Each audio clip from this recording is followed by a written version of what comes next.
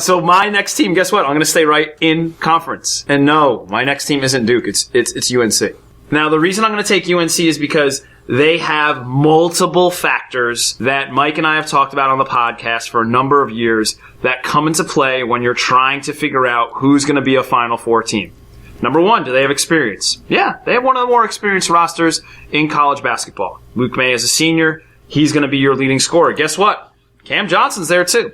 Cam Johnson is a transfer from Pittsburgh, grad transfer that actually had 2 years of eligibility, and this is his senior season for the Tar Heels.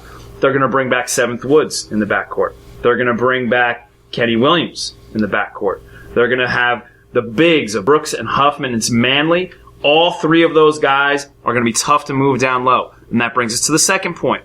They have the required bigs. They have a rotation of required bigs. So if one of those bigs happens to get in foul trouble or it's just not their night, they can bring in Brooks or Manley, and then that will solve that problem. Hey, do they have a difference maker on the perimeter? Guess what? They have multiple difference makers on the perimeter. Kobe White is absolutely filthy on the perimeter. His crossover dribble is like some sort of combination of Colin Sexton and De'Aaron Fox.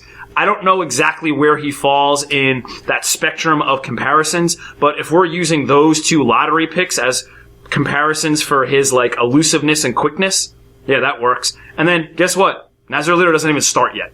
So if you're going to have possibly a top 5 lottery pick coming off of your bench, I like UNC. And then the last part I think we have to talk about is the coach. The coach has been there. He's done it before. And he actually has some high-end talent on the freshman level coming in to help the program. So I love UNC to make a Final Four this year.